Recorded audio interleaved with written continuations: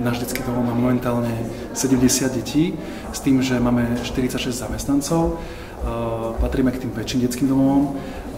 Máme veľkú budovu, kde máme momentálne tohto času okolo 40 detí, kde sú deti od 6 rokov až do dospelosti a môžu pokračovať aj na skupine mladých dospelých, keď napríklad dokončia štúdia. Takisto, ako som spomínal, máme 46 zamestnancov, máme tam profesionálne rodiny, 15 profesionálnych rodín, kde máme zvyšných 35 detí. A takisto ako detský domov fungujeme v rovine tej profesionálnej, kde máme veľa špeciálnych pedagógov, psychológov a takisto veľmi kvalitných a profesionálnych vychovateľov.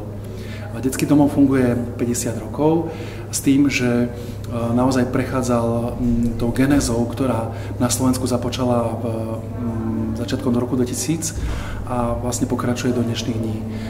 Za jedno vznikali profesionálne rodiny, za druhé prešla transformácia výchovy z inštitucionálnej na rodinnú, osobnú. To znamená, že vlastne v detskom domove máme samostatné skupiny, kde máme plus minus po 9 detí a zároveň máme tam vlastne ten individuálny prístup. V rámci transformácie ako nový riaditeľ som priniesol nový prvok, kde deti učíme finančnej gramotnosti, kde deti sa spolu podieľajú na nákupoch, na samohospodárení, úplnej fungovaní tak ako doma. Tá transformácia momentálne prináša aj nový prvok, ktorý bude vlastne schválený týmto rokom, že budeme spolupracovať s biologickými rodinami. Náš detský domov má dokonca vytvorené priestory na pobytovú formu.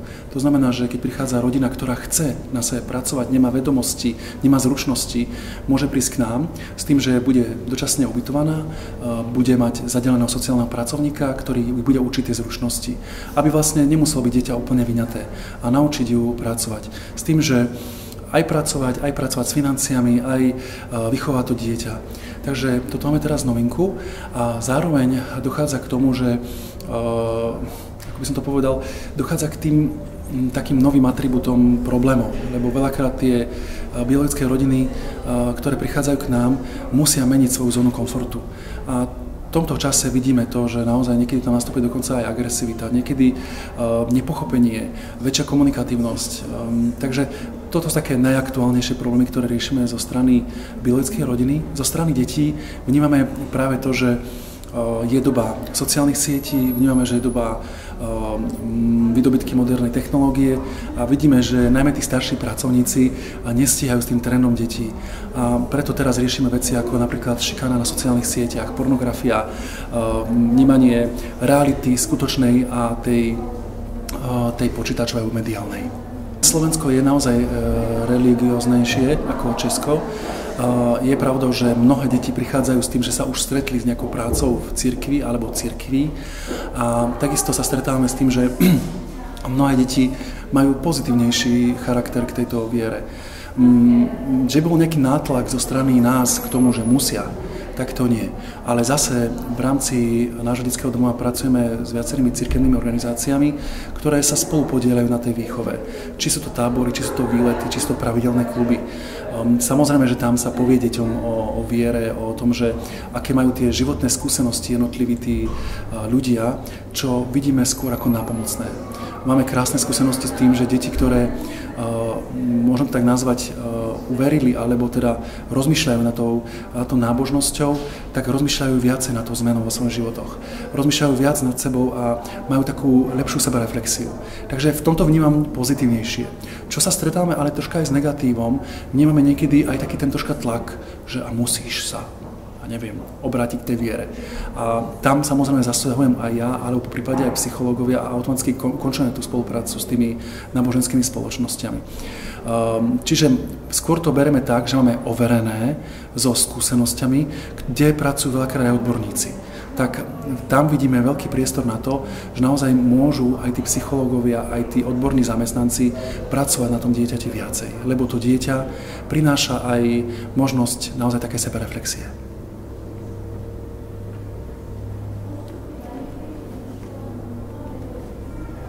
Jak nejlépe motivovat veřejnost lidí k zájmu o pěstounství? V prvom rade myslím si, že to robíte v Čechách veľmi dobre. Veľmi sa mi páči myšlienka, ktorú aj dneska prezentovala pani zo sociálneho úradu, kde spolupracujete so školami a už pracujete s tou naozaj začínajúcou generáciou, kde vlastne sú naozaj tí adolescenti, kde sú naozaj ľudia, ktorí môžu rozmýšľať nad tým. A naozaj môžu prísť životné situácie, napríklad bezdetnosť, napríklad, ja neviem, kríza v rodine. A naozaj dochádza k tomu, že ten človek môže si povedať, že aha, tak môžem aj ja niekomu pomôcť. Môžem byť tým, kto môže možno vrátiť tejto spoločnosti niečo, čo zobral. Takisto vnímam veľmi pozitívne, čo by mohlo byť, je tá osveta. Aby naozaj spoločnosť a verejnosť vedela, že existujú rôzne formy náhradnej starostlivosti a vedieť ich využiť. A naozaj, takto poviem, že niekto nemôže mať deti a takto môže tú lásku dávať ďalej. Môže mať ten plný dom. Které situace jsou to pro ty pěstounské rodiny nejtěžší? Najťažšie je prijať fakt, že to dieťa je iné. Prijať fakt, že to dieťa prichádza s balíčkom bohužiaľ aj negatívnych vlastností a prijať ho také, aké je. Nechceť ho hneď prerobiť. Nechať tomu priestor a čas. Nechať priestor na to, aby na to dieťa pozorovali. Niekedy sme troška netrpezliví a chceme výsledky i hneď. A toto si myslím, že to je takéto najťažšie prvé, čo tá profesionálna pestúnská rodina musí zvládnuť. Kde vy sám nacházíte sílu, oporu v svém životě pro svou práci? Tak je tam viacero atribútov. V prvom rade, takisto ako bývalé dieťa z detského domova, spolupracujeme aj so psychológmi, chodím na supervízie, nakoľko tiež som zažil negatívne veci a tieto negatívne veci vlastne ma stále ešte ovplyvňujú. Takže to je taký prvý ten odborný. Potom druhá vec je, samozrejme navštevujem kurzy manažerské vzdelávania rôzne a potom sú to naozaj aj pomoc kolegov, riaditeľov. Čo môžem povedať na Slovensku veľmi dobre a najmä v tom kraji, v ktorom žijem, čiže Žilinskom kraji, funguje neskutočná spolupráca riaditeľov. Proste jeden riaditeľ pomáha tomu druhému. Keď je nejaký problém, voláme si navzájom. A tá opora ako riaditeľov, manažerov, ktorí majú skúsenosti, je veľká. Ja môžem pomôcť kolegovi, riaditeľovi a kolega zase mne. To je ďalší aspekt. A posledný je tá osobná spiritualita. Proste mať naozaj ten priestor na osobnú psychohygienu. Vedieť spracovať všetky tie emócie, spracovať úspechy aj neúspechy. Pri tom čítaní tých životných príbehov rôznych tých kresťanov alebo života Pána Ježiša mne prináša veľké posilnenie. Jaké jsou největší problémy těch dětí, s kterými přicházejí k vám do domova? S čím oni nejvíce sami bojují? Tak tých problémov je veľa.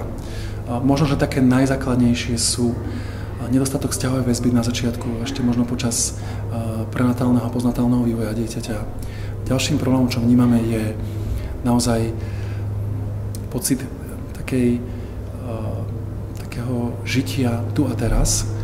A potom, čo prináša samozrejme mnohé negatíva. A posledný takým, čo by som možno povedal najväčším, je, že tie deti nedokážu odpustiť svojim rodičom a to ich blokuje. Děkuji vám.